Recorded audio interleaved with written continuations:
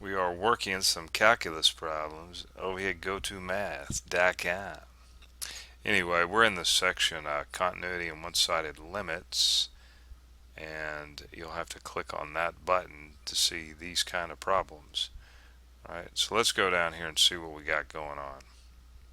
We got a piecewise function that's definitely not written in the traditional manner, but we'll get that straightened out here in just a minute.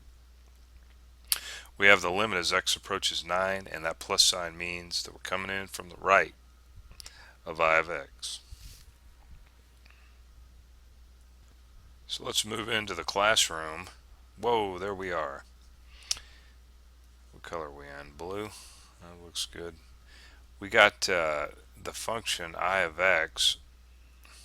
You know, you can name your function anything you want, right? Okay. We have 5x minus 5,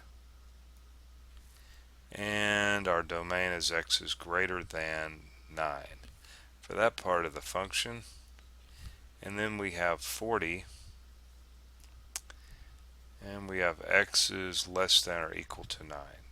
So the interesting number obviously here is 9, and that's the reason we're taking the limit as x approaches 9, and we're just going to choose which direction. We'll choose we're coming in from the right, and that really means that we're going to be using this top one up here, because remember, coming in from the right hand side, let's kind of sketch up what this graph might look like here.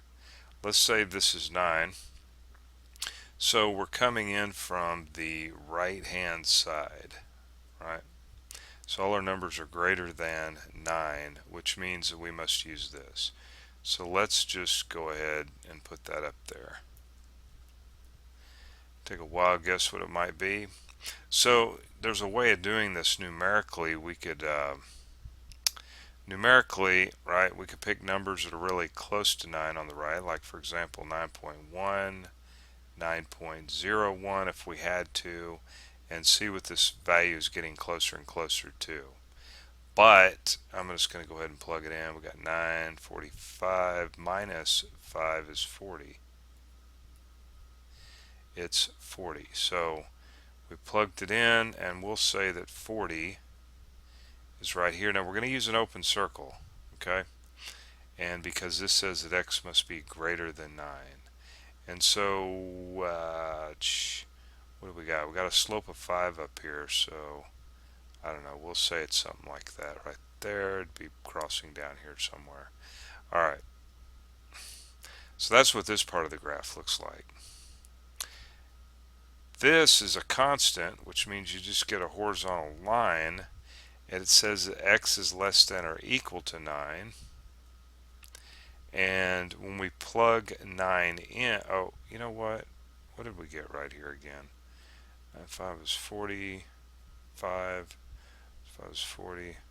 This is actually a 40 here, okay. I'm sure I set this problem up, so this is what it looks like every time, similar. This says all x values less than or equal to 9, so that means we include 9. So we're now going to fill this hole in. What fills it in is this guy right here, and it's just a horizontal line, okay, going through there like that. All right, so this function here actually is continuous. Real quick here before we run out of time, if we're looking at 9, I sub 9, right, is equal to 40, and we have a limit as x approaches 9 of I sub x. So coming in from this side it's 40, coming in from the right hand side it's 40, therefore it must be 40. Both of these numbers are the same number, so therefore, okay, so therefore this function is continuous on the entire real number line. It's continuous. So we not only found the right-sided limit, but we also determined that this function is continuous. Okay? So keep working it out, and you will eventually get it and understand it quick.